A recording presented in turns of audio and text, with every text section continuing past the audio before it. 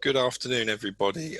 My name is Neil Williams, and I work in the Civil Aviation Authority in the Safety and Airspace Regulation Group. And I've been leading a piece of work for several years now on building up our post-EU withdrawal bilateral safety arrangements. So this session is an industry outreach webinar that's going to cover the new arrangements for design certification. Before we get started, I just want to give you a couple of house rules for this afternoon. There will be question and answer sessions at the end of each presentation. We have colleagues today. Sorry, I'll just backtrack very slightly there. So we have Q&A session at the end of each presentation. You can submit your questions through the tools that you have here for the webinar, and my colleagues will moderate those as we go through the Q&A session. We will also be providing some opportunity for you to provide feedback on the session later on after the meeting. We have colleagues joining us from the FAA, from Transport Canada, from ANAC in Brazil, as well as our colleagues in our design and certification team. Today's agenda will cover a number of topics related to the CA's build-up of its design certification category and the content of the various new bilateral arrangements that we have established with the USA, with Canada, with Brazil, and we will offer you some insights into where we are with negotiations with the European Union, although those negotiations are still ongoing, so it's rather hard to provide you with a definitive position at this stage. So without further ado, I'll just quickly recap the agenda here. Some of you may have seen this in the invites. We have a message from Dave Malins, who's our head of airworthiness. We then have a pre-recorded message from our chairman, Sir Stephen Hillier. And then we move into the various sessions describing the content of the new arrangements and the things that have changed from the arrangements that you're familiar with when working under the EU agreements. There's a couple of opportunities for breaks throughout the afternoon for you to stretch your legs, have a think about any questions you might want to ask us. So without further ado, I'm going to hand over to Dave Malins for his introductory address. Thank you.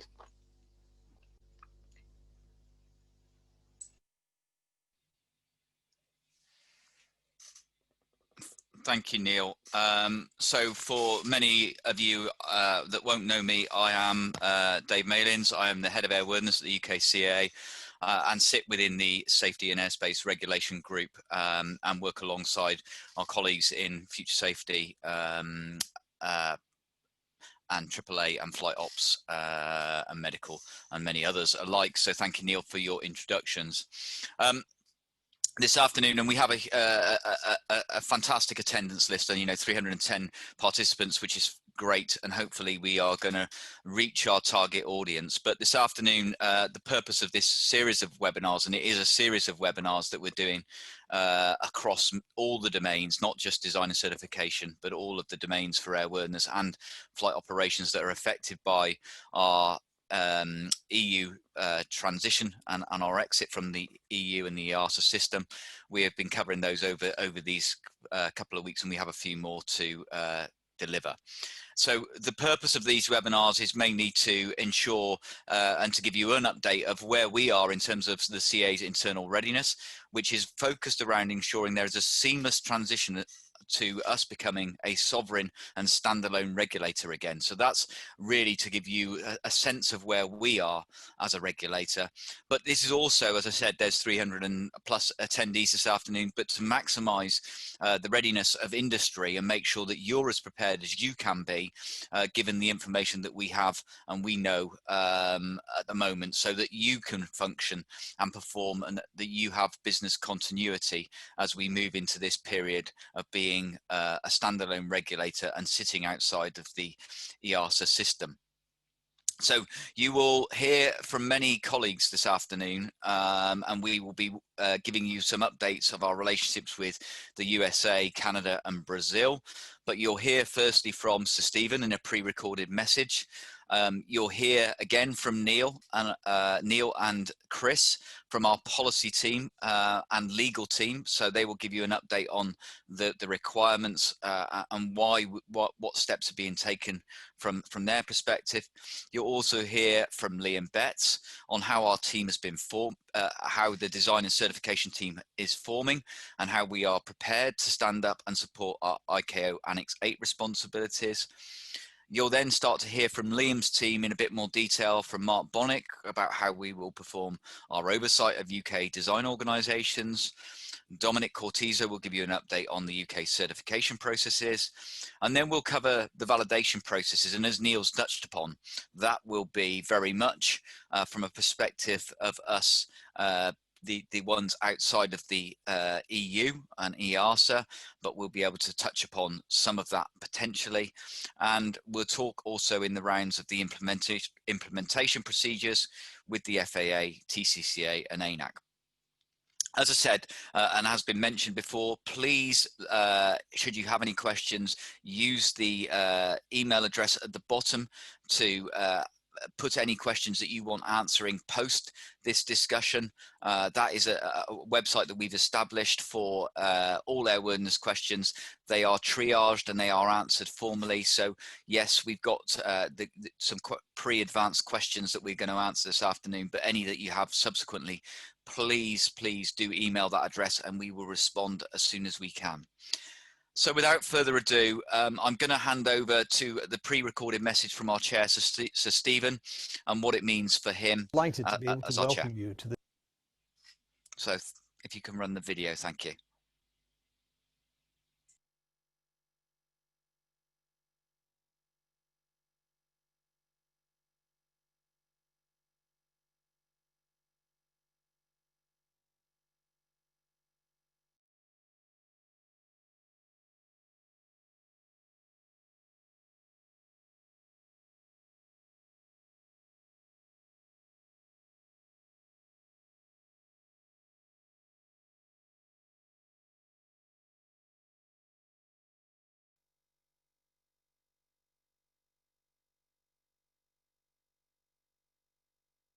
this very important session.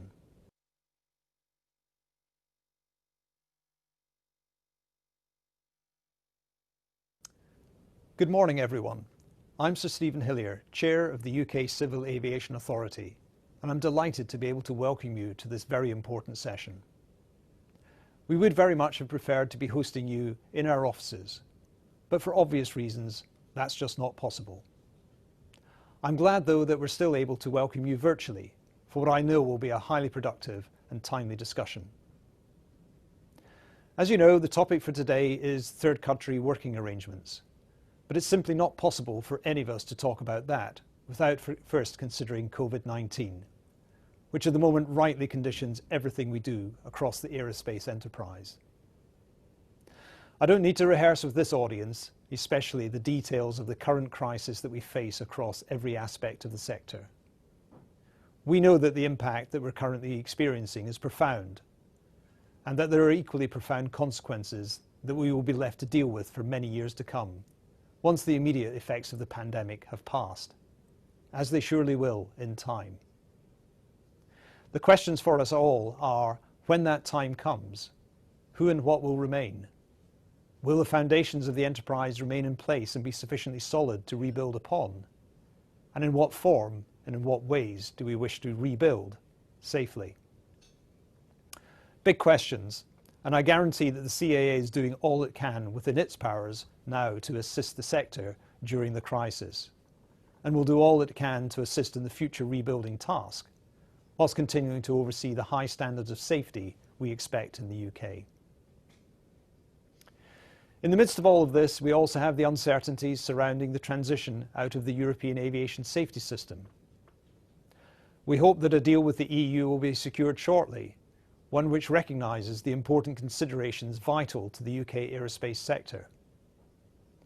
The CAA has been doing significant preparatory work since 2016 to prepare for the whole range of possible outcomes, including no agreement. I'm not going to say that as a consequence the situation is somehow risk-free, but I want to assure you that we are extremely active in doing all that we can to mitigate those risks. We have recruited the additional people we need.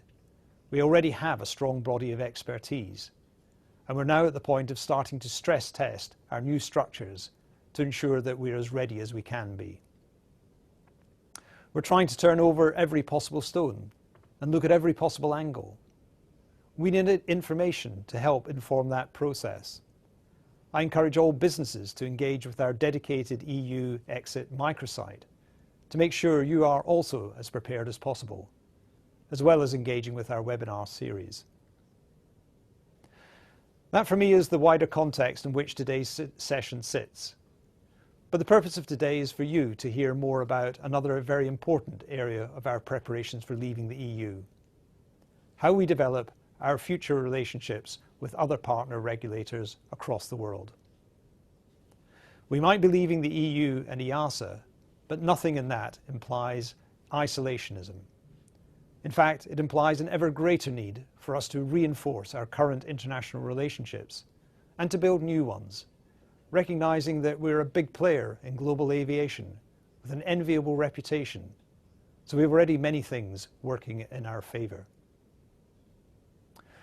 So we're forming new working arrangements with our other national regulators, starting with the markets that our industry currently works closest with, such as the US, Brazil, Japan, and Canada, and then reaching out more widely still. I'm very grateful to colleagues in these partner nations and regulators for their willingness to work with us to negotiate agreements to benefit both our and their industries. Whether you are a design, production, or maintenance organization, the agreements we have reached with these countries will hopefully give you the reassurance and stability that you need to continue operating smoothly in the markets that are most important to you. But let me also underline that the CAA is an organization committed to engagement and to never stop learning. So we need your contributions, your advice, your insight to help us ensure that we can discharge our remit to the very best of our ability. With that introduction, I hand over now to my colleagues, and I very much hope that you find the session today informative and productive.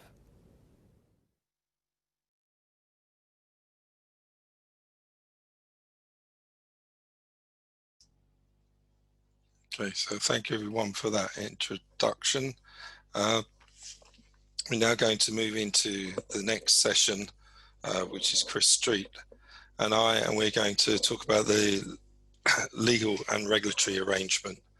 If you could just go back one slide, please. Excuse me. Okay. So I'm just waiting for the screen to settle down here. Okay, so we're going to talk about, if you like, the scope of the arrangements that we've entered into, and if you like, their potential future development. We're also going to talk about the negotiations and where we are with those so far. So can I have the next slide, please? Okay, I think I've covered that. So if we could go to slide 3, please. Okay, so we've entered into a number of arrangements. So I'm just going to cover at a high level what each of these arrangements conclude. So with the UK and the US, oh, hold on, apparently my video is off, there we go. Okay, so I'll continue while my colleagues sort out any of the technical troubles here. So the UK and the US BASA covers a very wide range of aviation activities. It was actually drawn up in 1995 with a further update in the early 2000s. The agreement covers design, production, maintenance, and it also includes an annex on the oversight of flight training devices. In the last couple of years, we've been working with our colleagues in the FAA to not only update the annex that was there that covered design and production, we've introduced new procedures that cover maintenance, and they replace the arrangements that many of you have been working under the EU-US bilateral arrangement. We've also been working this year particularly on the processes for building up the confidence that the FAA has in the CA in the area of design certification, because although we have done some work through this bilateral on aircraft that are not subject to the ARSA rules, we haven't been doing large-scale aircraft design certification as an independent authority for a long time now because of our participation in the ARSA. And as you'll see as we go through the presentations this afternoon, many of the people who've been involved in doing design certification work on behalf of the ARSA are now part of our new team here in the CA. So many of you may have seen the CA bilateral agreements website. Many of these documents that we will be talking about this afternoon are already on that website. There are some updates underway. These are mostly to account for the fact that the UK has now left the EU. And when we first put these arrangements in place, they were in readiness for a no-deal withdrawal. And so we were talking about preparing for leaving the EU. So we've now made some changes to those procedures and also updated some of the implementation procedures in a way that makes them we believe will make them function in a better way than they have done so far. In general, we have tried to stick to the same scope and remit as the EU agreements have, although there are some minor changes, but fundamentally the processes that you're familiar with, you'll see those come up time and time again this afternoon. So just moving on to the Canadian arrangement, the Canadian working arrangement. So could you go back a slide, please? Thank you. The Canadian arrangement covers design, production and maintenance, and includes some changes in the maintenance area, but we're covering those in a separate session tomorrow. So any of you who've signed up for that session, we'll go through the details there, but my colleagues from Transport Canada and the CA will talk about the arrangements we have in place for the acceptance and validation of design that come from Canada or from the UK going back to Canada. Can you go to the next slide, please? Okay. We have a new agreement that we're just in the process of signing with ANAC in Brazil. We started work on this arrangement some time ago, and we've agreed the text now. And now that the status of the EU is clear, that we will be, well, we have left the EU, and also that our government's made the decision we won't be part of the ARSA system. We've now finalised the structure of the arrangements. Just to cover two other arrangements that are in place, we have an arrangement with Japan, JCAB, that we drew up in preparation for a no-deal withdrawal. It was mostly to ensure that our colleagues in Japan could continue to accept parts produced by organisations in the UK, but it does cover some limited design acceptance, and we've made some minor updates to reflect the status of that. But to really make the Japanese arrangement fly, we still need to develop some working procedures, so that may be something that we come back to after January. And finally, just for completeness, and probably more of this story tomorrow, we're also finalising a working arrangement with Singapore that covers maintenance organisations. So if I could just hand over to Chris Street to talk a little bit about our build-up of our rulemaking processes. The next slide, please. You probably need the next slide. Again, we've been working on these for some time now, and really giving some thought onto this. If you want to roll back one slide here. We are doing this, we are establishing a capability. We have formed a governance procedure which will involve our participation in things like consultations before we make any rule changes. Because of course the important thing to remember is that the entire rule set as it is at the moment in the EU, the one we work from at the moment, will come across at the end of the year as a product of the Withdrawal Act 2018. This means that we will have an existing rule set, and we don't envisage huge amounts of changes, at least in the foreseeable future. What we are planning to do is have an annual published programme of change, and we will prioritise that depending on what is coming up and what's happening and demands that we foresee coming. We're developing that programme of change, and it is likely to focus on implementation of ICAO SARPs, as well as any other measures to make sure that we at least are providing you guys with a good space from which to go forward. Okay, next change. Now, what I'm also going to talk to you about, if you go to the next slide, that would be wonderful,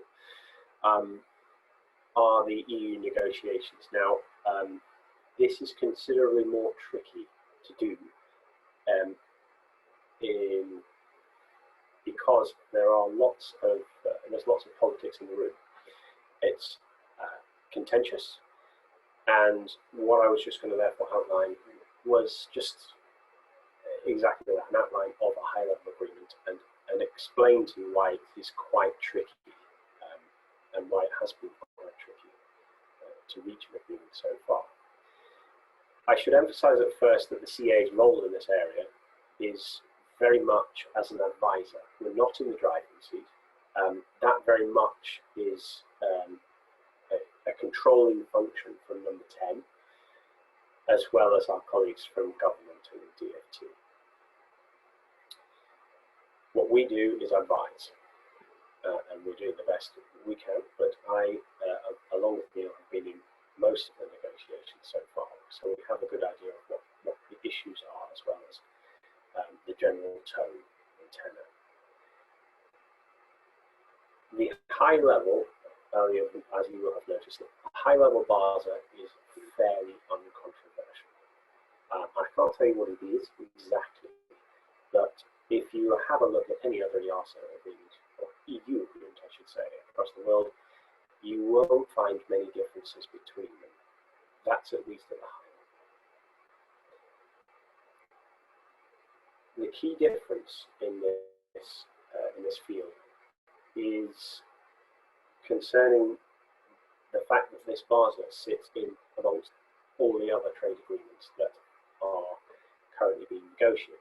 So in effect, it is one agreement, and that one agreement contains fisheries rights, it contains competition elements, it contains air transport, it contains safety, it contains road transport and haulage. And as a result, each time there is a clause that could reference a part to another part of the agreement, for example, in air transport, in the air services agreement, we may have a clause on fair competition. That clause on fair competition needs to reference the fair competition part of the agreement, and then needs to be checked and signed off by those negotiating that part of the agreement. So this is not at all an easy thing to achieve in a small amount of time. Right, the next part is going to be what we can do in terms of an annex and how far we've got. Well, I can probably tell you that most of the annex and most of the agreement is there or thereabouts. I can put it that way. However, we are very sort of hamstrung by the fact that there is no agreement on other more controversial areas. So sort of, if you hear that the politics has changed, then probably our politics on our aviation safety are changed too. And that is all I have to say on the negotiations so far. I think that's probably all I can say. Thank you for your time.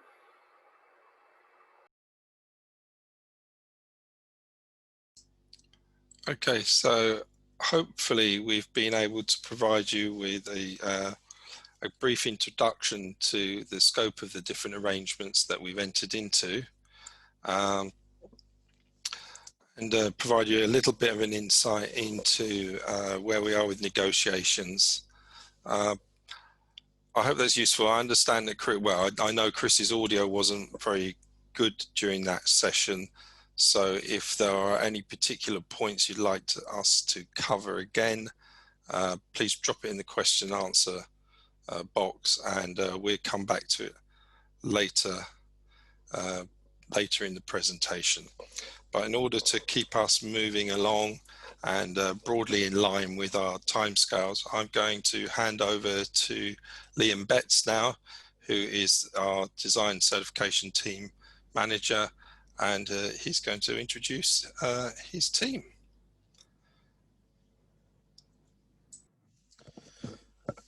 Thank you, Neil.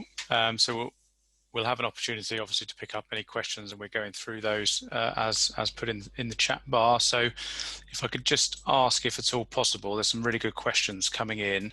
It would be great if we could try and align them where possible to the presentations that are being given. It will make it easier to sift, and hopefully will make it better for us all to be able to get your questions answered by the right people. So thank you for that.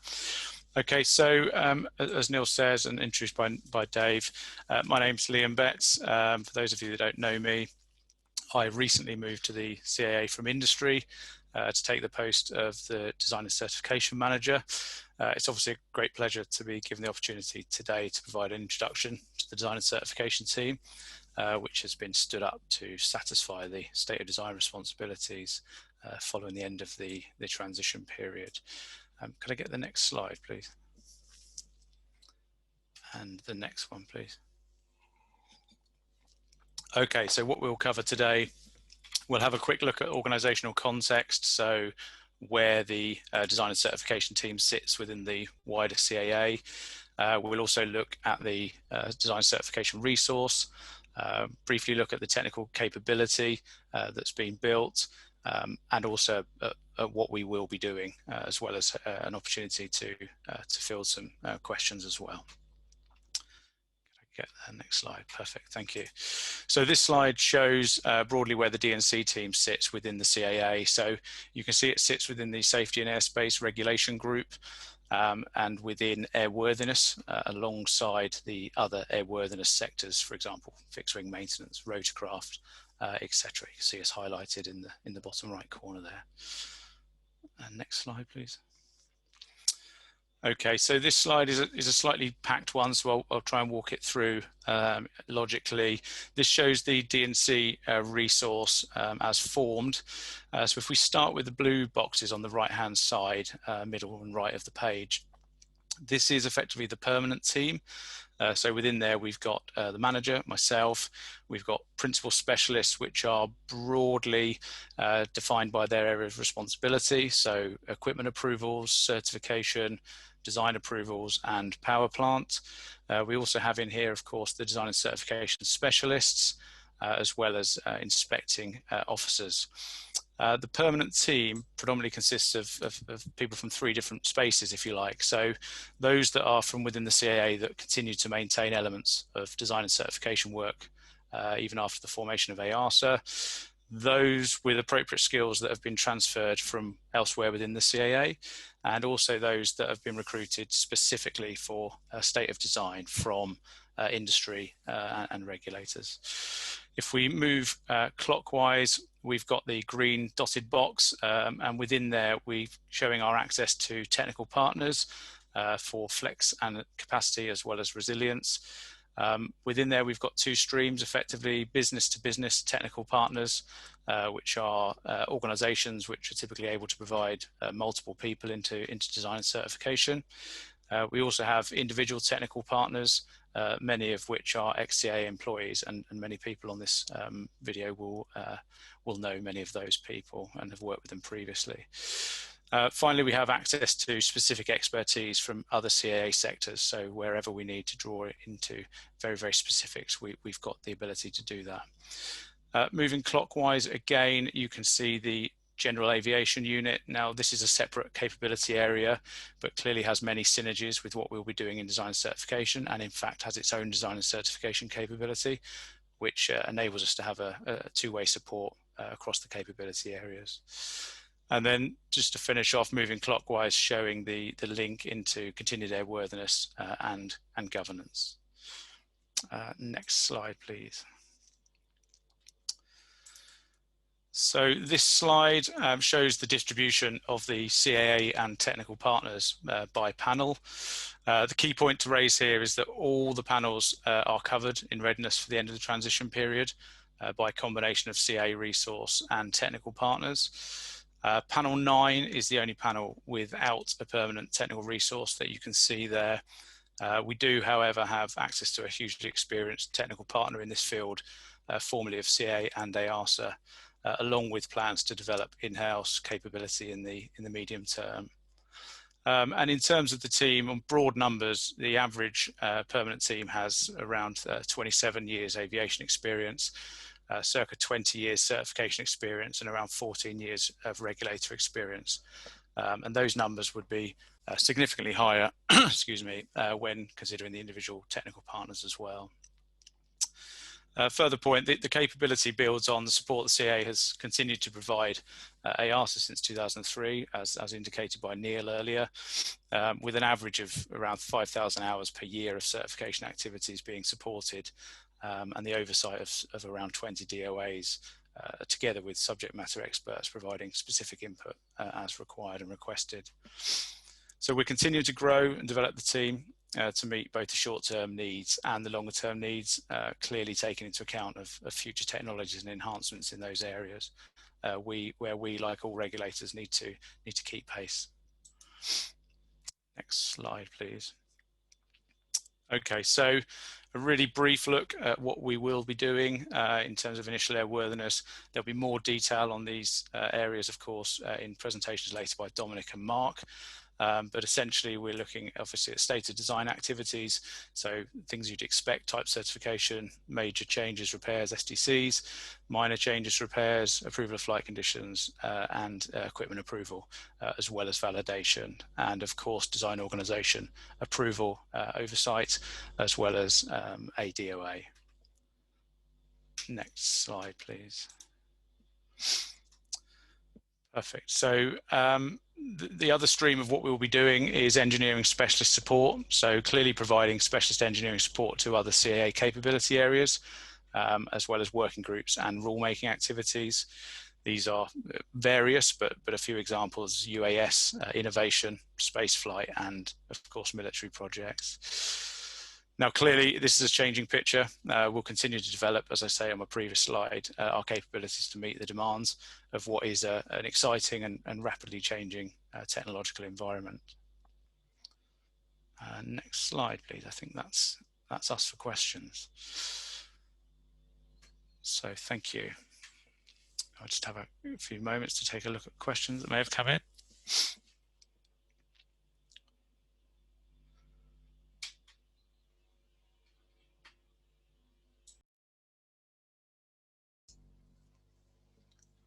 Okay, Liam,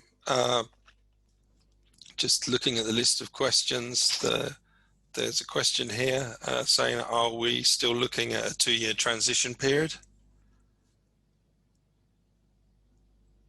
Yeah, Neil, is that one you wanted to answer? I can answer it, yes.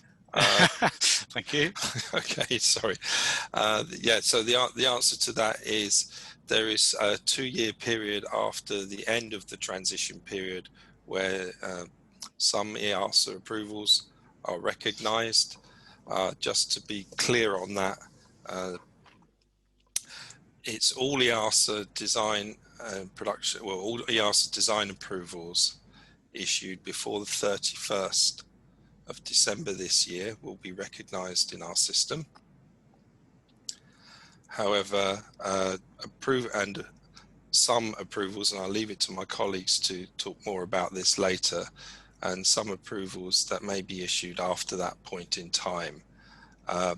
With respect to organisation approvals, then we are recognising approvals that were issued before 31st of December this year, but the recognition of those organisational approvals only runs for up to 2 years. I hope that's answered that question and hasn't stolen the thunder of some of my colleagues who may cover these issues off as we go through their presentations.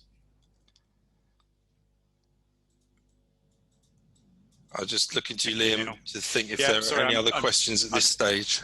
Absolutely, thank you, Neil. I'm just looking through whether there are any other specific ones around team. There's a lot of questions, but I think most of them will be addressed within the next couple of presentations.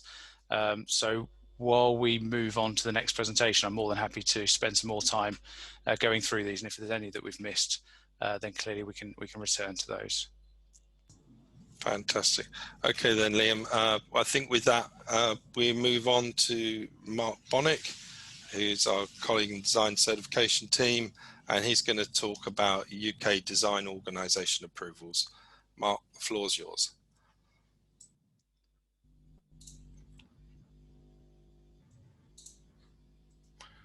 Well, good afternoon, everyone. I hope my video's on and my audio. Hope you can hear me clearly. My name's Mark Bonnick. I've been at the CAA for about 17 years now, and in that time been predominantly an avionics and electrical certification specialist, and also a DOA team leader, and latterly manager of DOA approvals generically for CAA. And I'm going to be talking this afternoon about design organisation approvals. So that's going to cover both 21J and ADOA. Next slide, please. Okay, there's my name in case you didn't need to know how to spell it. So the agenda, I'm going to be talking about where the CAA will be adopting DOA and where the CAA will also be using ADOA, the provisions for ADOA in Part 21.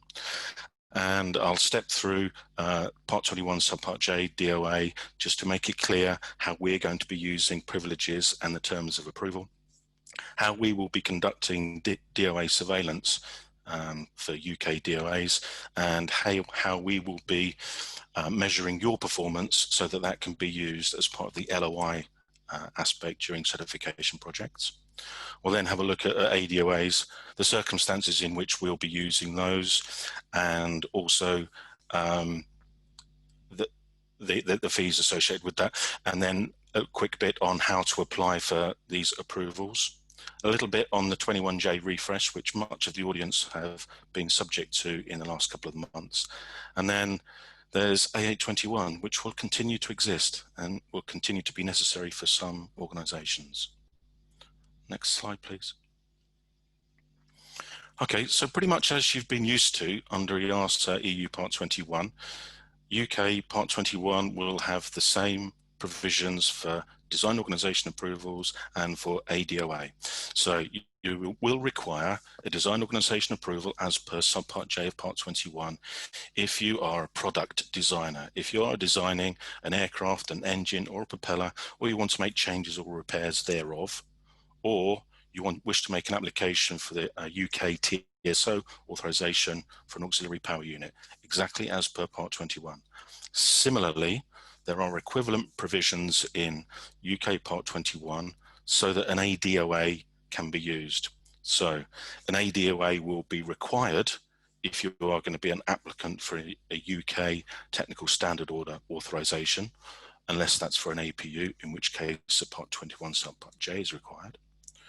And an ADOA is also there available for product design in the cases of some simpler STCs, such as under the provision of 21A112B, and TCs for the smaller end of the market under ELA2 aircraft, and then the engines and propellers fitted on those aircraft, and for piston engines and for propellers. EASA recently considered the combination of those organisations that held both a DOA and an ADOA into a single DOA approval. We will consider the same sort of circumstances and consider the combination of those two approvals, where you are UK TSO authorization holder or applicant, and you are also a design organisation designing the integration of that equipment onto a product. Next slide, please. And again. So subpart J. So just to be clear, and there were some questions that we received up until now addressing this, the privileges available to a UK design organisation approval holder in the UK are exactly the same as they are under EASA. Part 21 in the UK is exactly the same as it is under EASA, except for the changes that will be referenced in the statutory instrument, such that EASA becomes CAA, EU becomes UK, and similar things like that. So the privileges are exactly the same. The terms of approval, which are under EASA procedure, the CAA procedure will provide for equivalent terms of approval. They will be presented in slightly different ways, but they will have the same intent. So for example, on the screen, we see here on the left-hand side how the terms of approval and the technical areas of scope will be presented on your UK Design Organisation Approval Certificate versus the one on the right-hand side that those with the EASA DOAs will be familiar with. The matrix will be equivalent, it's just that we've tried to consolidate it onto a single page. Next slide, please. Surveillance, okay.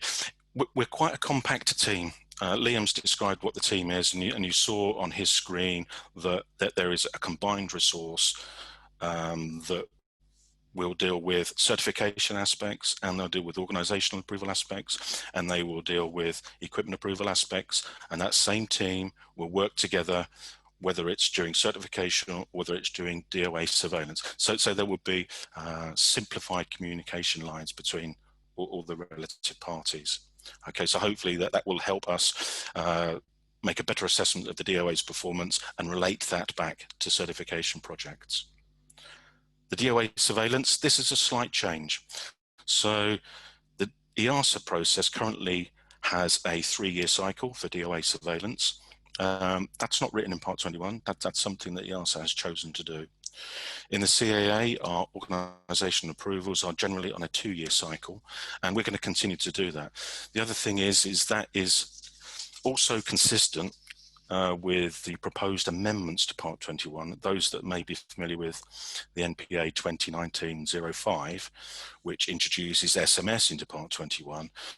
There's provision in there where there's some Part B of Part 21 requirements for organisational oversight in the organisation programme, where that requires an initial establishment of a 24-month surveillance cycle, which is then stretched according to a developed experience and performance by the design organisation. So we will initially start with 2 years with a consideration to extend that as our experience allows.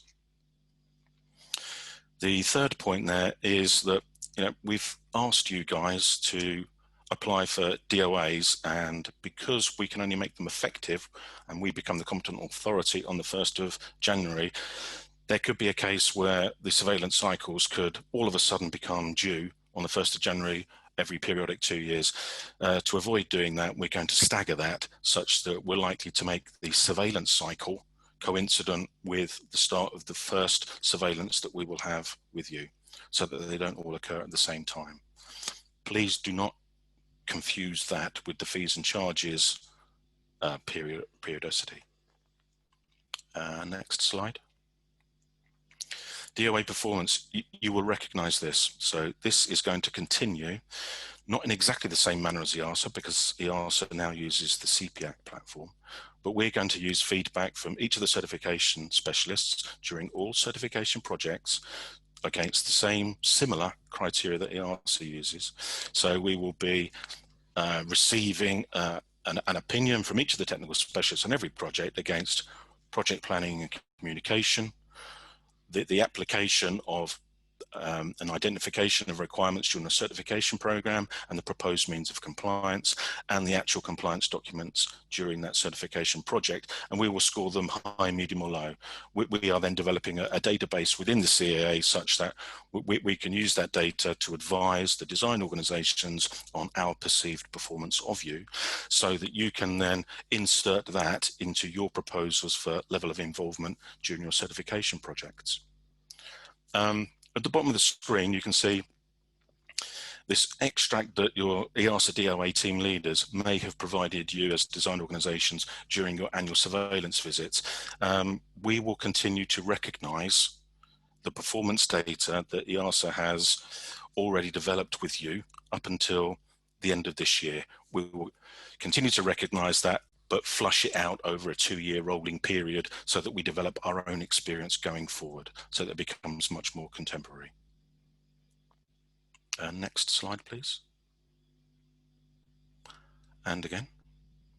ADOA, alternative procedures to DOA, have explained the circumstances in which they will be required there for UK TSO authorization applicants, and the other circumstances such as for simpler STCs and for ELAs and for piston engines and propellers, etc., as per Part 21. Exactly the same circumstances as used by EASA. The next point made here is that there will be a slight change. EASA does not continue a surveillance cycle with ADOAs, in that it's a one-shot with them. We don't feel that's appropriate, but there will be a simplified surveillance, at least to establish that the organisation to which we've given an ADOA hasn't changed substantially, that the processes and the personnel and the procedures are being kept up to date, and there have not been any significant continued airworthiness issues in the interim period. That's likely to be an annual touch base with each of the ADOAs. Next slide. Application process. Okay, this form has recently been reissued, okay, because there were some anomalies in issue 2 of the form, SRG 1765. It's now at issue 3, so hopefully those anomalies have been ironed out. But there will be the opportunity to make an application for your Subpart J DOA under the circumstances we've just explained, and it'll also be clearer the circumstances under which an ADOA can be applied for.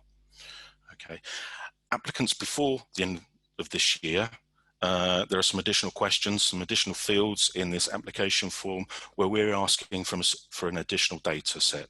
Things like the existing Form 4s for your Form 4 holders, header design, Chief of the Office of Airworthiness, Independent System Monitoring guys, your handbook, your EASA DOA performance, such that we can issue you with a set of approvals and privileges and scope that is consistent with your existing EASA approval. Okay, it's underlined in that so we can give appropriate consideration to do that, I should have said. But of course, some of you guys may also have other design approvals that the CA has been involved during the oversight of, and there may be situations in there where we will use intelligence from those organisation oversight activities to complement our assessment of whether it would be appropriate to offer a UK 21J design organisation approval with exactly the same privilege that EASA has given you. The other difference is the EASA uses a unique Form 4 template for design organisation approvals, which is different to other organisation approvals. We have adopted a common format for the Form 4, so it would be the same Form 4 that you would use under 21G, under 145, under Part Camo, etc. Next slide, please. Okay, this is the refresh that many of you have been asked to consider. If you perceived a need to have a UK DOA, we invited applications way back in, well, pre-March 2019, and we issued some approvals and we issued some certificates that were post-dated for March 2019. We have since been in contact with you and asked you to destroy that certificate, because what we want to do is to make sure that the information you have provided to us is completely up to date, so that it reflects any changes that may have happened to Part 21 in the interim, such as the introduction of level of involvement, such as the introduction of new privileges that may have been available to you. And we can then refresh our data set on you and issue you with a fresh certificate. So that process is underway. Many of you have provided that information already, so thank you for that. And some certificates are ready to roll out the door very shortly, and they will be with you before the end of the year. Okay, if you haven't provided that information yet as a result of that request, because an email was sent to every organisation, and you still intend to hold a UK DOA or ADOA, can you please respond as soon as possible? Generically equivalent with the processes between EASA and UK, as I've said before. The difference on your certificate may be changed though, in that the CAA will continue to use principal place of business as the reference on the front page of the certificate, whereas the EASA will typically use the company's registered address. So in some cases, those two addresses may be different. So you may see a difference between the UK 21J certificate and the one you existing hold with EASA. And next.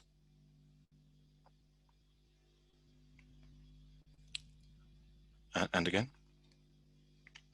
So A821, the basic regulation that's been brought across, as my colleagues Neil and Chris explained earlier, will continue to make that distinction between a Part 21 aircraft, a Part 21 product, and a non-Part 21 product. And an A821 design organisation approval will be required, or is currently required, for those organisations that wish to do design activity on non-Part 21 products. Sometimes you might refer to them as Annex 1 products. We recognise that there's going to be significant similarity for those organisations that use common set of procedures and work on both Annex 1 aircraft and Part 21 aircraft.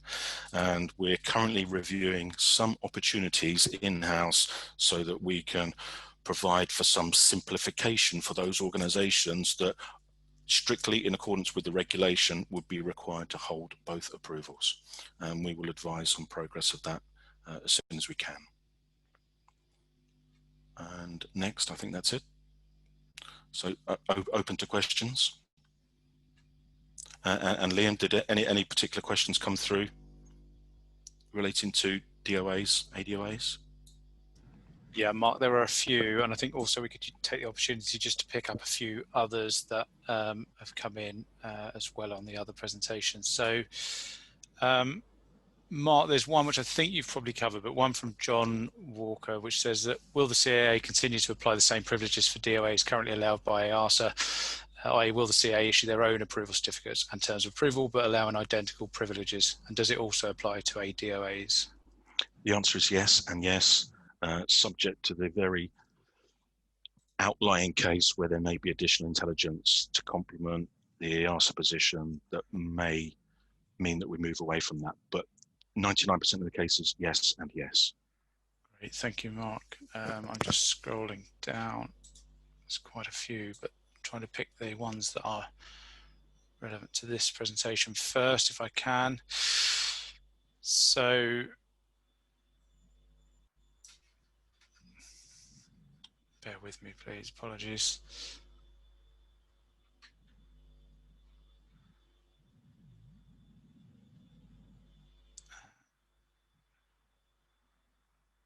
So, Mark, Paul Cottons asked a question. If I understand correctly, there is 2 years to convert an organisation approval.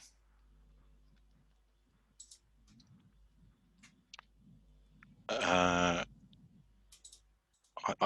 might need some help from some colleagues on it. I'm not sure where that 2 years is coming from to convert an organisation approval. We're expecting the UK DOA to be in place if you need to make application to DOA for a design approval, the design of your product approval. So we would expect that UK 21J DOA to be in place 1st of January. Okay, perfect. If that doesn't quite answer your question, please type again and provide a bit more information. I can try that one again. Neil, I think this is one probably for you from Mario, asking how will the design approvals accepted by the CAA with or without formal act?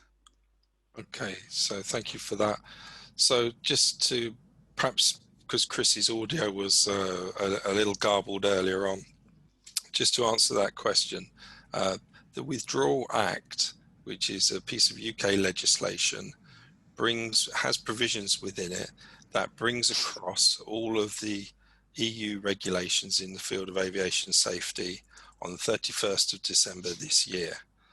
it has provisions in there to recognise and crystallise things like the approval of designs and type certificates, recognition of organisation approvals. But it has differing provisions for these things. So things like design approvals, or an STC, let's say, that was issued by EASA, that approval is valid indefinitely in our system, unless it gets changed, in which case it'll have to be changed under whatever the agreement finally turns out to be between the UK and the EU, or under our domestic legislation where a change would be approved. If we're talking about organisation approvals and licenses, then they are recognised at the end of the year, but they're only recognised for a period of up to 2 years. And the reason we use the term up to 2 years is because those certificates or licenses themselves may become invalid for some reason, such as they need renewing, or the scope or content of the approval changes. At that point in time, if those approvals issued in Europe are going to be valid in the UK, they'll have to be either through the auspices of our bilateral arrangement, which is not complete at the moment, or approval in the UK system as it stands at that point in time will be required. So I hope that explains the legal basis for what we could accept, or how the European legislation comes across. I think there's one other aspect to that that perhaps I missed, which is the EU legislation in itself will have inaccuracies in it when applied in the UK legislation. So we've developed a number of statutory instruments that correct what are termed deficiencies.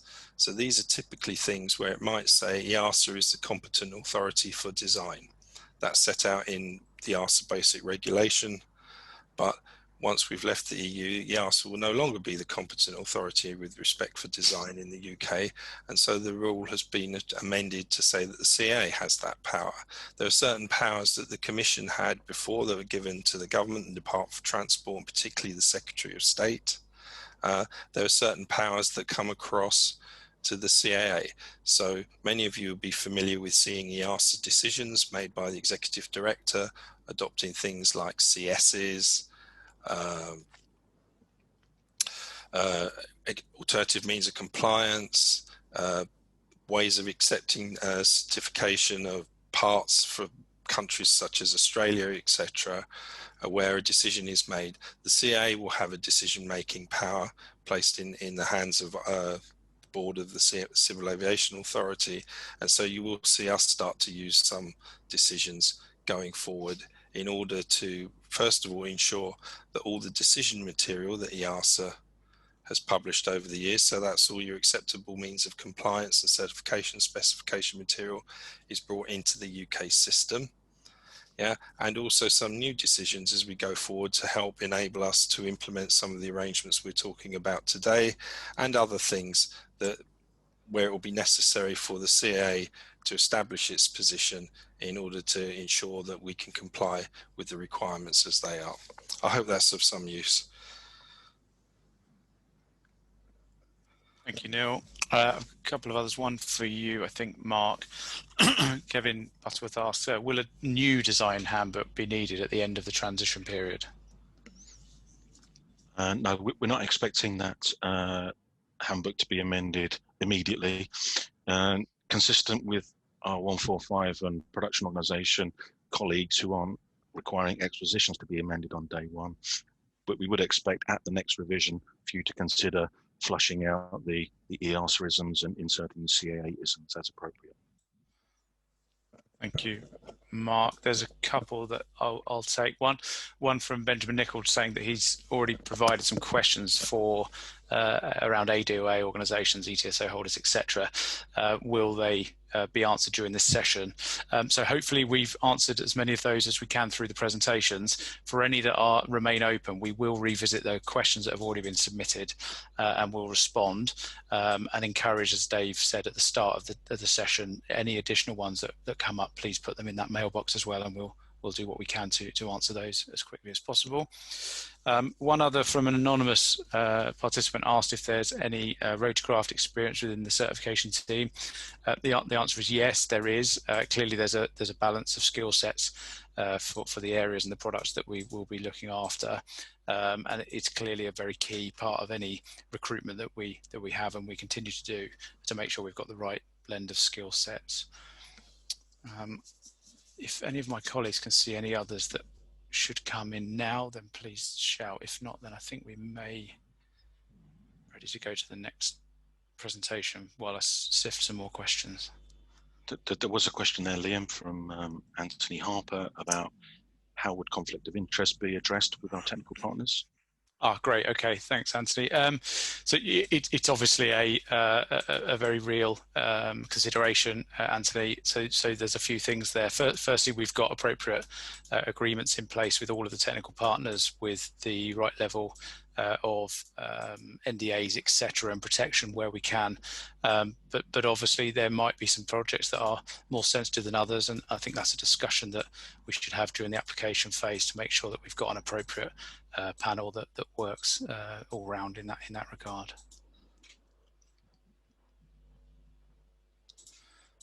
Are there any more that we want to pick up? Just looking through.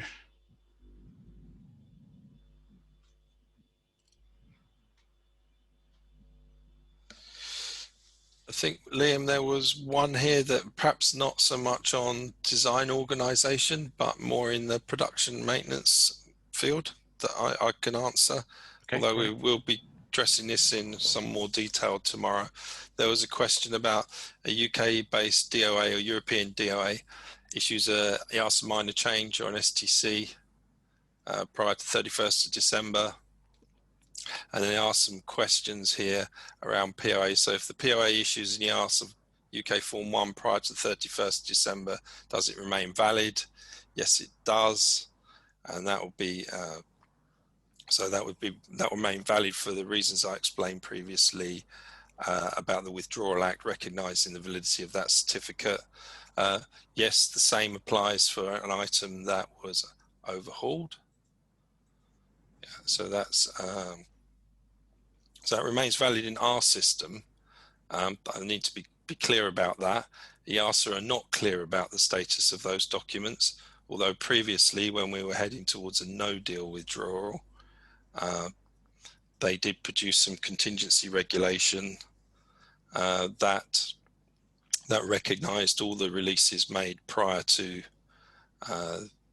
what would have been the deadline when we could have dropped out the EU with no deal. Just reading further on down this question, it says a UK POA after 21st of Jan can issue a CA Form 1 against the EASA minor change issued prior to 31st of December. Yes, you can continue to use that minor mod and you can use it indefinitely unless it needs to be changed. And the same applies again for parts that have been repaired in a 145. And then I think the last part of that question was after the 1st of Jan 21, a UK POA stroke 145 cannot issue a UK CA Form 1 for a part or modified part for an aircraft registered outside the UK. I think the answer to that is it really depends on the content of the bilateral arrangement, and after the break we'll be talking in more detail about those arrangements and the kind of release documents that are acceptable. So I think the answer to that will come later on. That's it for me, Liam. Thank you. Thanks, Mark. Thanks, Neil. One more for Mark, I think, before we close this one, which is from Paul Griffin, that says, where a DOA has an existing application with EASA for a change in scope, how will it be transitioned for progress and completion with the CAA? Okay, so all changes completed by the end of the year. If you let us know about it, and you will be asked to let us know about it, by the end of the year, we can accept that straight away without any further investigation. If it's not concluded by the end of the year, and you wish to continue with that change of scope or privilege or whatever the change may be, post 1st of January, I think we'll take a pragmatic approach in that we will accept the status of the investigation that our EASA colleagues can provide to us. We wouldn't re-investigate stuff that they've already done, but just concentrate on what's remaining. But it would need a variation to your DOA approval application.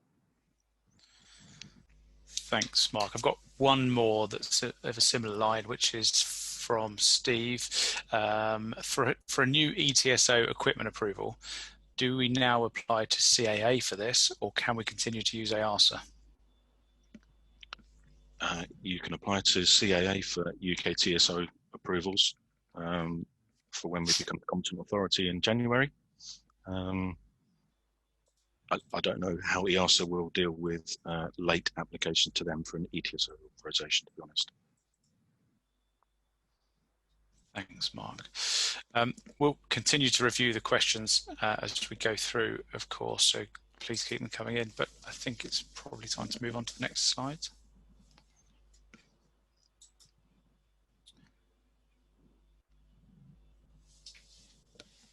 Okay, so next up is my colleague Dominic Cortizo, who's going to be talking about the certification processes that will be applied in the UK. Over to you, Dom. Hello, everybody. So I'm Dominic Cortizo, Principal of Design Certification Specialist in the new D&C team. It's nice to see so many familiar faces out there. But for those of you who don't know me, I've been with the Civil Aviation Authority for 30 years now, involved in certification as a PCM, Cabin Safety, ECS ISO RAID Specialist, and also as a DOA team leader. I've managed over a dozen type certificates for CAA, JAA as it was, and EASA, and too many major changes at STCs to mention. As some of you also know, I've been working on EASA projects with you for the last few years and look forward to continue doing so into the future. Now, I know that some of you have had some issues in dealing with EASA projects in recent times, consistency of approach, the availability of experts. And we hope, as Mark said earlier, that by having one team working together on the DOA and certification programs, that we can address those. Liam's outlined the team that we're putting together, and Mark has outlined the DOA processes that we're putting in place. So it's up to me now to refer you to the certification processes that we're going to be following. So could we have the next slide, please? So I've introduced myself. Next slide, please. So at the end of the transition period, we're going to be responsible for issuing certification approvals. And my presentation, as I say, is going to summarize the processes that we're going to follow. Most of you will be familiar with the procedures. We've kept them as simple as we possibly can and looking to really just carry on as you're used to in your workings with EASA. Next slide, please. So I'm going to cover the certification processes for the various approvals that we're looking to issue, from type certificates through major changes, minor mods, UK TSO approvals, flight conditions and permit to fly. And we'll take the questions as usual at the end of the presentation. Next slide, please. So everybody has to begin with an application, as you know. We know that EASA likes their application forms. We're going to have just the one application form, SRG 1726NR, that you guys will become very familiar with. And this will allow you to apply for all of the various design approvals that I've just mentioned. Next slide, please. And of course, there will be fees to pay, I'm afraid. And you'll be able to find those details in our official record number 5, number 360. Next slide, please. So let's start off with applying for application for a type certificate or restricted type certificate. As we said, everything will begin with the application. On receipt of the application,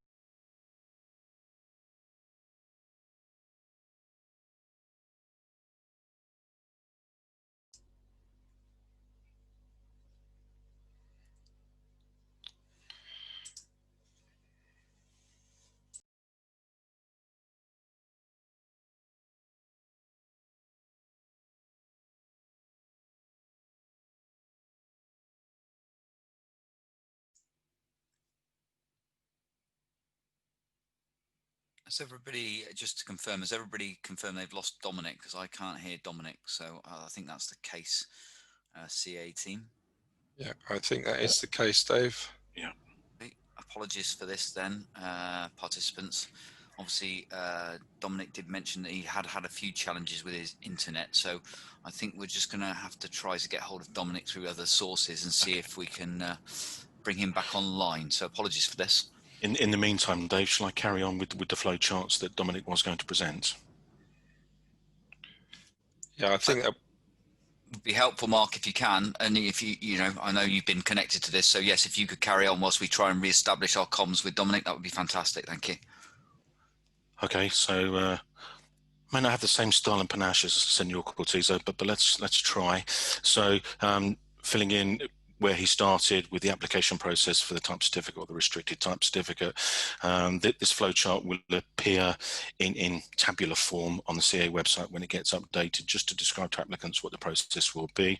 Obviously, there's the application form that Dominic said, and then the applicable fees. And the first stage, if I can just address you to the key first of all, down the bottom left-hand side, where the circle depicts those actions that are undertaken solely by the CAA, where the rectangular action items are those undertaken by you guys, the applicants, and then the hexagonal bits are those where there's a joint responsibility between the applicant and CAA. So once we've established eligibility, that you hold an appropriate design organisation approval or an ADOA with the appropriate scope and terms of approval, or you are simultaneously making an application to add that to your scope and approval, we can then press the go button and continue with that project.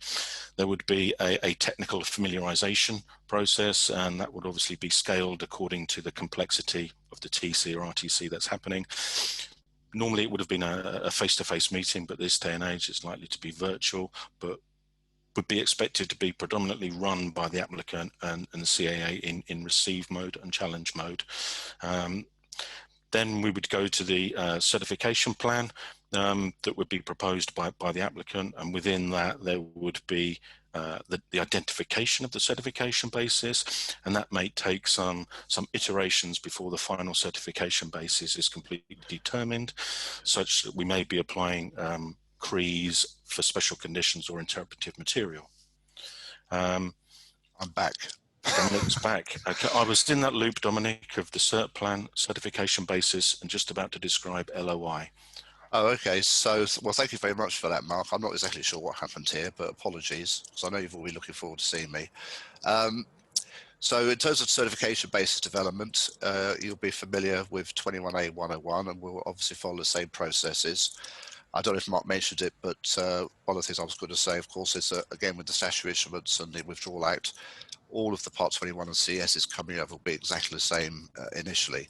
So the same approach that you're used to following now with the ARSA will be the one that we'll be following in terms of putting together a certification basis and the subsequent LOI.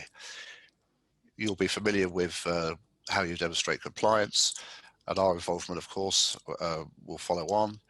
And then we'll have, at the end of the investigation, your declaration of compliance in accordance with your Part 21 approval. One step that we haven't got in here is that the agreement to issue an approval for a type design will be put through the Certification Governance Board. It's something that you might have noticed on Liam's presentation about the way that we're going to be structured.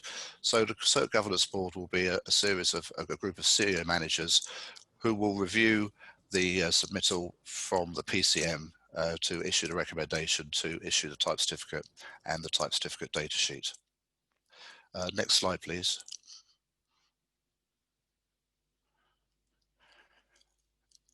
The process for apply for a major change or STC, whoops, can we go back a step, please? So the same process will be followed through for getting the approval for a major change, an STC or major repair. Again, something that most of you will be familiar with. Following the process through from the application, checking the eligibility. Again, the team that will be assembled will obviously be commensurate with the type of project that's being applied for. It could be just one PCM who doubles up as a specialist. As many of you know, I've done when I've been doing interior approvals for you, for STCs, for VIP interiors and so forth. I think there was a question asked about work in progress for the EASA. So if you have not got your EASA STC in place by the end of the year, and you have got your UK DOA approval in place, we would again take a pragmatic approach and expect you to apply for a UK STC or whatever major change approval you're seeking. And we would be looking to pick up from where EASA had left off. And obviously we're in negotiations with EASA to get that information transferred over to us. But again, you can help us by answering some of the questions we've asked you at the beginning of this presentation in terms of supplying us information about the work that you currently have in progress. Next slide, please. So if you don't have a DOA, you can still apply for the minor change or minor repair approval. Again, we would check that the classification has been made correctly. If you've obviously applied for something that should be done as a major change, then we'll have to reject the application. The submittal of the technical data and compliance demonstration will be the same. I've done a large number of these with people who come from the GA community, for example. And then we'll review the data, and if everything is acceptable, we will then, of course, issue our minor mod approval. Next slide, please. So the process for applying, for a UK TSO approval will be exactly the same as you are used to when you're applying for one from EASA. Again, the application is made, we check the eligibility. In this case, of course, we'll be looking to make sure that you have the appropriate POA and DOA or ADOA in place to support the application. There'll be a technical familiarization with PCM that's been assigned and his team of specialists or her team of specialists that he considers necessary to support the ETSO application.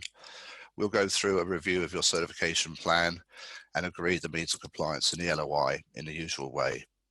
Of course, with TSOs, there is the opportunity to agree and approve deviations to the MOPS, the minimum operational performance specifications. And again, like EASA, we would go out for consultation on those deviations, such that any further applicants that may wish to apply for the same deviation can automatically have those accepted. We would also agree the scope of or envelope of minor changes that you'll be able to self-approve under the existing UK TSO approval. And then once you've submitted your DDP with a declaration that you undertake the obligations of Part 21, we will then issue the UK TSO approval certificate. Next slide, please. So those of you that are used to apply for approval of flight conditions and permit to fly, the process will be pretty much exactly the same as it would be for dealing with EASA, although of course you'll be applying to the CAA. So we'll have an application form 1767 for applying for the approval of flight conditions, and there will be a CA form 18B that will look very similar to the EASA form 18B. Next slide, please. So again, you make your application, you submit the form 18B. We will assess the substantiation that you've provided. We'll consider whether there's necessary to apply any conditions or restrictions. The form 18B will be revised as required. And then once those flight conditions are approved, the form 18B can be signed, and then you can apply to the CA for a permit to fly. Next slide, please. Well, there we are. So, any questions, please? I'll hand back to Liam. Thank you.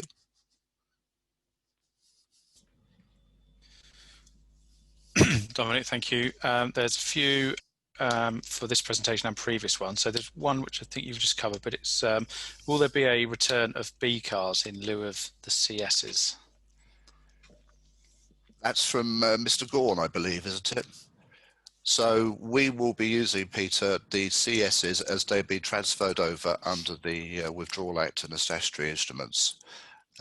What we do with future amendments of CSs has yet to be determined. I think it's then within the CA's remit as to whether we adopt any changes that EASA makes, but we may look to see what the FAA and other regulatory bodies are doing to update the UK CSs. Thanks, Dominic. A couple here, I think, for Mark. Mark, how long will it take to get the DOA, UK DOA?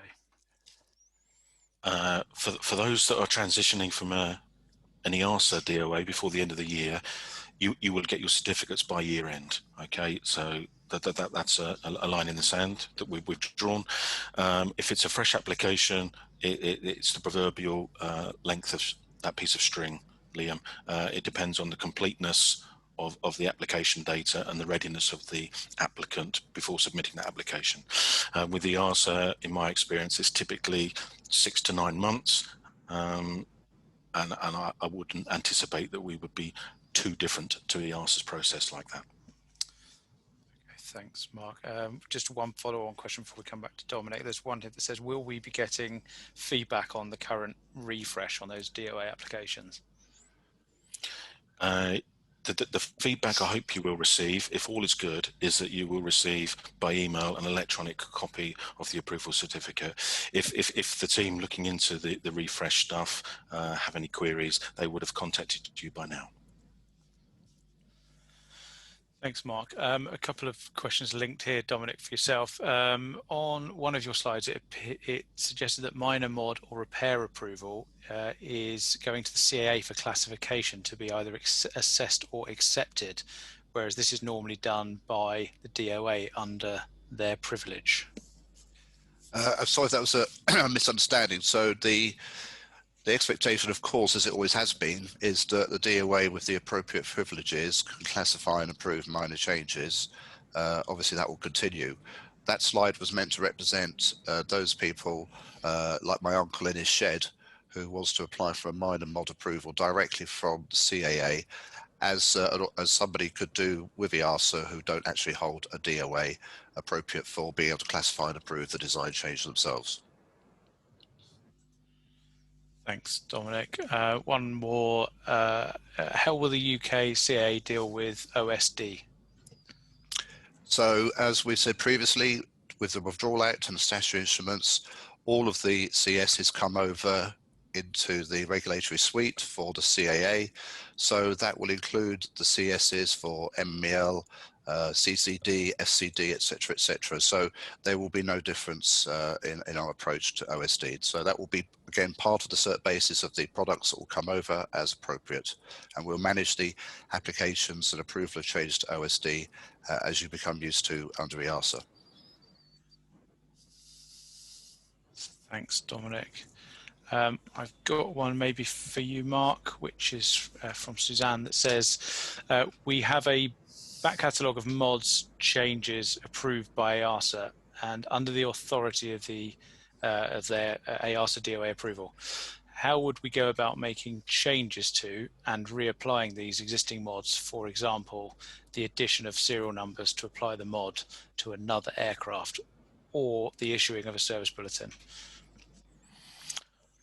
Okay, Suzanne, what you're describing is you're just extending the applicability to already approved models on your design changes. You're adding different tail numbers of the existing configuration. So that's not a design change that would not ordinarily be approved. That's a service bulletin reissue that you would do under your own DOA privilege. I don't see that as requiring additional or reapproval. Only if you change the actual design itself would that then require additional reapproval. Yeah, maybe I could just take that as well, if I may. I think what I heard you say, if you're going to add a model number, so let's just say that you've got a design change that's applicable to the A320 and you want to add the applicability to the A319, the approval certificate will need to be up-issued. So what we would expect then is that you would make application to CAA under your UK DOA approval. We would take what was the EASA STC, again, give credit to the approval that's already in place and carried over. We would then reissue a UK STC, which would be the same as the previous EASA one, with a UK logo and the additional model added to it, such as the A319. Thanks, Dominic. Thanks, Dominic. Neil, I think maybe one for you. So once the UK DOA is approved, is it immediately recognised by EASA, meaning continuity of service as of the 1st of January for the EU customers? That's the $64,000 question, isn't it? The answer is it really depends on the outcome of our negotiations with the EU. So I can't answer it with any certainty right now. We would like that to be the case, but we have to wait to see the outcome of negotiations. So I'm sorry I can't give you the clarity you're looking for, but that is where we are right now. Thanks, Liam. And one which I'm happy to take, which is, will the CA have local offices housing design specialists? The answer is no. The design specialists will normally be in Gatwick, albeit given what we're all learning about remote working over the last few months, there'll be an element of flexibility about where people are based, but predominantly Gatwick based. Okay, from any of my colleagues, are there any other questions that you can see that I am struggling with? Just seen one, Liam, from Michael Arrowsmith, about ADOA applications, asking if they already hold EASA ADOAs, must they still use the CA form to apply? Oh, suddenly moved on my screen now. Must we still use the CA form to apply and get Form 4s, etc.? Yes, if you have an EASA DOA and you wish to have a UK ADOA, then yes, you need to make an application to CAA, and if that's concluded by year end, then it will just be a simple transition process, and of course there are no Form 4 holders under an ADOA, so you would not need to submit any Form 4s. There's another question there from David Williams. Hello, David. Will a CA be looking to create electronic application portal similar to that operated by EASA? Well, the answer is yes. We've had an electronic application portal for some years now, managed by our Shared Services Centre, the SSC. So the application forms that Mark's mentioned, I've mentioned, you would submit those through the portal apply@caa.co.uk, as you would have done for other approval applications that you would have made for 145, POA, etc., etc. Just by way of clarification to support what Dominic's just said, that those forms that we've shown are actually PDF forms, so you complete the PDF forms electronically rather than submitting your data onto a web portal. Thank you. Thanks, guys. One more, maybe Neil, for you. Will existing approvals, STC or TSO, transfer to the CAA? And will this be managed by the CAA, or will the application be required? Okay, so I think there's two cases to discuss there. There's the case where the DOA remains in Europe, in which case the approval will remain the responsibility of EASA and the DOA, who owns the design, and there'd be no need to transfer anything. If it was issued, if the approval was issued before the end of the year, then it will remain acceptable in the UK, as we've, I think we've covered that point about the validity of the data a couple of times now. If the DOA is located in the UK, then the UK effectively becomes the state of design for that modification. So that will be transferred, well, it will remain the responsibility of the DOA holder, but the UK will become the state of design, and those approvals will be automatically recognised. So there'll be no need to go through a formal transfer process. We are trying to work with the EASA to ensure that any information held by them on design approvals, organisation approvals, a whole raft of things is transferred across to us in the normal way that responsibilities are supposed to be transferred between states when there's a change of state of design or a change of TC holder. There's another question from Stephen Lawson. Are there any changes to the CA aircraft equipment approvals? Well, as we've just outlined, we will obviously have moved away from the old E-number system and so on. So as of January 1st, the CA will be issuing UK TSO approvals. Thanks, Dominic.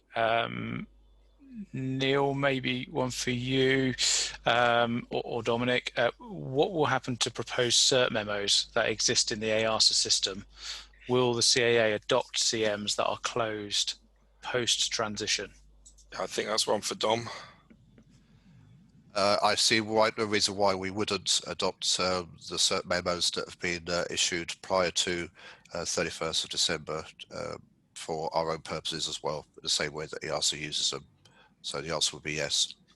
Yeah, and just to lead on from what Dominic was saying regarding changes to our regulations, AMC, cert specs, after the 31st of December, clearly as we won't be part of the European system anymore, changes to regulations will have to go through the national rulemaking process, which involves our colleagues in DFT. We're just building up those processes at the moment. I know Chris Street covered this a little bit earlier, but it may not have been very clear because of his mic. So we will be running through the normal kind of development phase of our proposals, public consultation, followed eventually, once we've closed out all the comments and reached a final position, putting forward an opinion to our Department for Transport for adoption. Most likely is a change to using a statutory instrument, but there are some areas where the legislation is considered to be primary, so it would get discussed in our Parliament. With things like CSs, AMC, etc. If it's significant, we will consult on it and then publish a decision in much the same way as the EASA does. Thank you, Neil. There's another question here, Mark. Can an existing EASA ADOA be used for apply for a UK TSO during the two-year acceptance period, or is a new UK ADOA required? I would say if you're looking to apply for a UK TSO or UK STC or TC, you will need to have in place the appropriate UK DOA or ADOA as per the process that we've just outlined to demonstrate that you're eligible to make that application to us. Thanks, Dominic. There's a few more minutes left until we head to the short break. Mark, probably one for you on approvals. Will Form 4 holders automatically continue under the CA, or will they need to be resubmitted? If they've already been accepted by our EASA colleagues, we will continue to accept them without further investigation. So no need to resubmit a Form 4 until such times as there's a change. Thank you. Just having another look. Okay, so Dominic, maybe one for you. Where we have an STC being processed by EASA that is due for approval in January, what is the CAA's expectation for the time to turn this around? Clearly, this is subject to the data provided by EASA. Do you have a view of how complete this will be? Okay. Well, over 30 years, I must admit, I've lost count the number of times I've been asked how long it will take to issue an STC or approval from data application. Of course, it depends largely on the performance of the DOA and the quality of the submittals. So again, if you've indicated that you're aiming to have an STC issued in January, we would obviously look to pick it up from wherever it's been left off by EASA. I think as Mark has said, and I've said, we'll take a pragmatic approach. So as long as you can clearly identify to us where the project has got to and what the delta is that has yet to be completed, once we know that, we can obviously confirm whether we could do it within the time period or not. Thanks, Dominic. There's quite a few questions along a similar theme there, so I'm just going through those and try not to duplicate.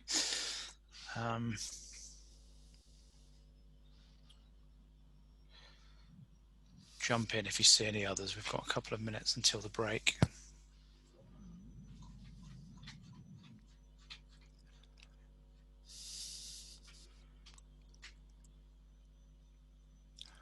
Well, there's one here about I have an EASA permit to fly privilege in my DOA. Will I get a similar privilege from CAA?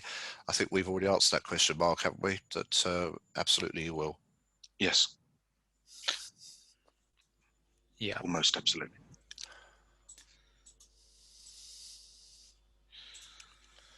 Okay. Any more before the break? If an organisation is thinking about applying for an A821 approval, will they need a UK Part 21J also? That's one that was come up a few times, Mark, hasn't it? I think Liam said he was going to answer the question live. Are you able to answer that one, Liam? Yeah, sorry, I was marking that for Mark. So, okay. Mark, if you want to answer. Hey, thanks, guys. Yeah, Anton, at the moment, the A820, the necessity for an A821 DOA and a 21J DOA are separate. The 21J DOA is for design and changes to Part 21 products, so EASA aircraft, in inverted commas, excuse that term. whereas the ADOA, whereas the A821 DOA is for Annex 1 or non-Part 21 aircraft. You don't have to hold one to hold the other. What I spoke about in my presentation is that if you do have a need to hold both, then CAA are looking at opportunities to simplify the doubling up on requirements of processes to hold both. So in summary, they're separate, but if you need both, we're going to look at ways to amalgamate the two as best we can.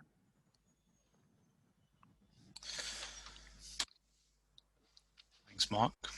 I think we're at the point of break. Neil, did you want to? Yeah, thank you, Liam, and thank you, presenters, for the first main session of the afternoon. We're going to have a short break now. We'll be back at 14:15 in the UK, so in 10 minutes time. Please use the opportunity to make yourself comfortable, because afterwards we start on the part of the session that really starts to cover our new bilateral arrangements rather than our domestic arrangements, and with a number of colleagues from FAA, Transport Canada and ANAC who will be on hand to take part in the presentations and answer some of the questions that we may have. So we'll see you all in 10 minutes time. Thank you.